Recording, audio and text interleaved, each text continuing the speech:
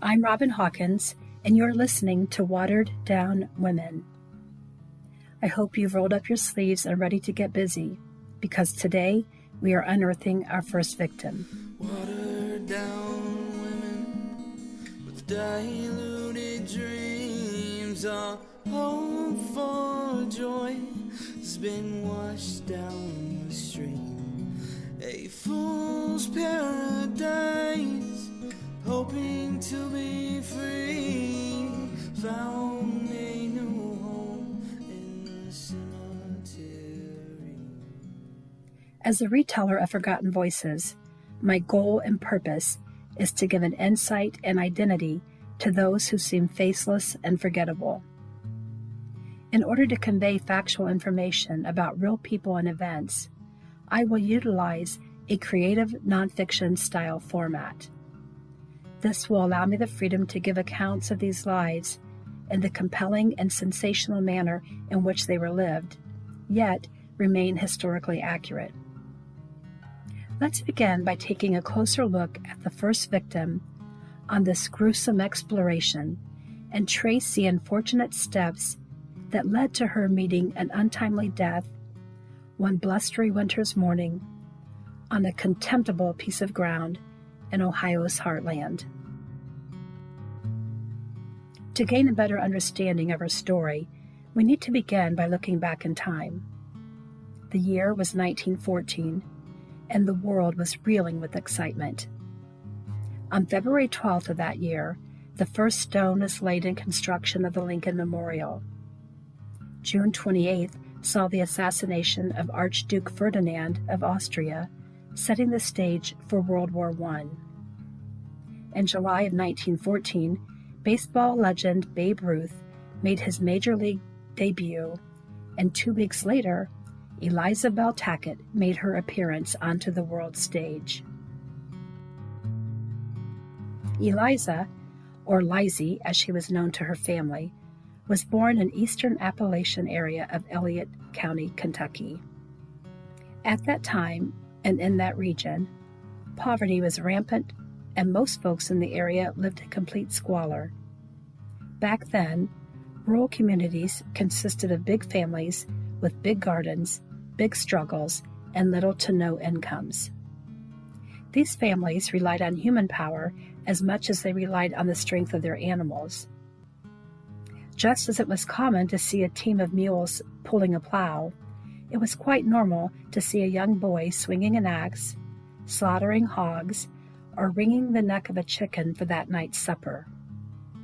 Little girls worked equally hard as they tended gardens, canned produce for the upcoming winter, or washed the family's clothes by hand. At night, it was typical for several children to sleep together in one bed, and in many instances, to sleep in the same bed as their parents. You see, the life of an early 20th century child was quite unlike the lives led by today's youth. Most homes of these poor mountain folk didn't have the luxury of running water or indoor plumbing, let alone a telephone. As commonplace as it is today to see a first-grade boy with his own smartphone, it was customary for 6-year-old boys at the turn of the 20th century to always carry a sharpened pocket knife. Boys were taught to be boys, and girls, well, suffice it to say, were taught to do whatever they were told. Girl's shattered image of a fairy tale life was filled with the agony of bruises and strife, reaching for anything that resembled promise, not knowing the savagery that was amiss. Yesterday's young people often worked with little or no adult supervision, and that might have been because their parents were equally busy or because they simply weren't around.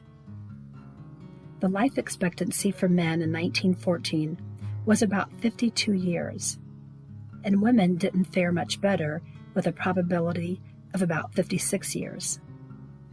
In the early 1900s, working in the mines was a standard job for a majority of men in the Appalachian states of Kentucky and West Virginia. Be it salt, iron ore, or coal, these men were prisoners to the dark, dangerous, and dirty minds during the day, and often escaped to the freedom of a drunken stupor at night. The wives were saddled with the daily tasks of keeping their crude houses clean, the kids fed, and their men satisfied. And if they failed at any of those duties, they could easily meet the backside of their husband's calloused hand or face the wrath that emerged from his calcified heart. Some survivors of early 20th century hardships claim that their impoverished childhoods made them stronger, and believe that those tough life lessons actually made them wiser and better equipped to handle the challenges of this world. Others, however, didn't share that enlightened impression of bygone days. Eliza, most likely, fell into the category of the latter. Being the first daughter born in a family of ultimately 10 children, charged Eliza with taking on much of the responsibility for her younger siblings. Although just a child herself, her days started early and ended late. By the age of 9, she helped care for 2 sisters and 4 brothers, and assisted her mom in preparing an infant brother for his burial. Eliza quickly learned her place and fit perfectly into the woman's role that was defined by Queen Victoria herself when she declared, "Let women be what God intended, a helpmate for man, but with totally different duties and vocations." With that being said, she accepted the fact that her life would mirror that of her mother's, and foresaw a life of being totally reliant upon a man. By age 14, the time was quickly approaching for her to find a husband and prepare to tend to her own home and family. With this in mind, she probably began eyeing a prospective spouse. Some women were graced with an abundance of suitors and could be quite selective in choosing a life's mate. For Eliza, this didn't appear to be the case. If you had passed her on the street, chances are that you wouldn't have given her a second look. There's nothing too flattering about the sunken-jawed and thin-lipped structure of some Appalachian female faces. There are women who are blessed with a beauty and brilliance that allows them to stand out boldly in a crowd, but Eliza, by most accounts, wasn't one of them. Watered down women with diluted dreams, all hope for joy has been washed down the stream. Perhaps it was her plainness that attracted him to her in the first place. I'm not saying it's her fault, but if a woman isn't viewed as pretty by society standards, then that harsh reality generally determines her level of self-esteem and self-confidence. You might be thinking, hey, aren't those the same thing? Well, according to Psychology Today, self-esteem and self-confidence don't always go hand in hand. To be self-confident is to trust in oneself, but to have self-esteem means to value oneself. Sadly, it seems that Eliza was lacking in both. More often than not, the acceptance of our shortcomings can lead us to seek any type of attention, even if it's unhealthy in nature, and this often forms the basis of most toxic relationships. Those who lack uncertainty become prime targets for oppressors.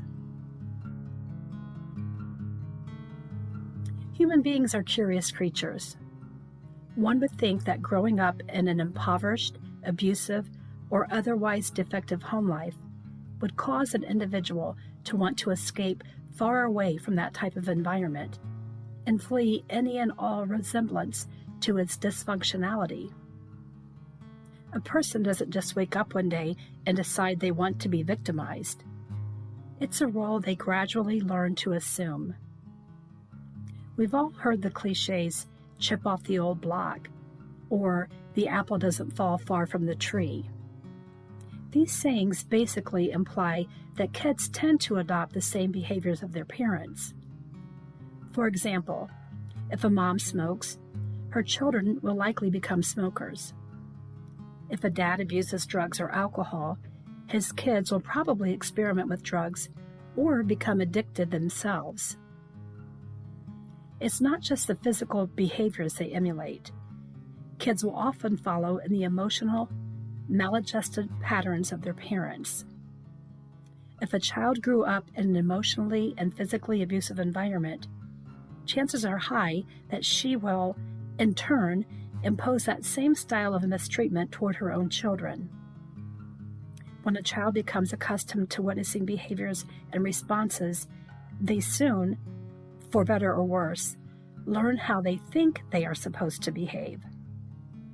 I'm not insinuating that Eliza suffered abuse at the hands of her parents, but her behavior does suggest that she learned what was acceptable in the eyes of her parents.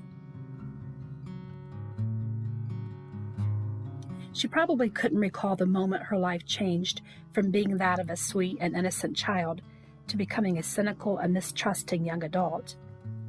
But it is plausible to believe that it happened when a man, twice divorced, and looking for his next vulnerable prey, entered into her life. In hindsight, if Eliza could have gotten a do-over, she most certainly would have taken it. When they met, she was just a child of 14, and he was 8 years her senior. In those days, the hills and hollers of eastern Kentucky didn't enforce laws and standards for the age of consent and marrying. And in some cases, parents agreed to allowing their minor children to marry because they saw it as having one less mouth to feed. So becoming a bride and stepmother to a small child, all before reaching her 16th birthday, didn't seem so out of the ordinary. It's been said that desperate times call for desperate actions, and bad times can cause people to become even worse than their conditions. Was it her new husband's temperament or temper that led to Liza accepting his unsavory habits and allowing his aberrant behavior toward her and her children to go unchecked? What would the future hold for this naive and unsuspecting bride? Weekend in life, while searching for love, no pain in this world, with no help from above, passionate promises made with each breath, deceptive affection ended in death. Grab a shovel and join me each Monday as we dig a little deeper and uncover the tragedies of watered-down women.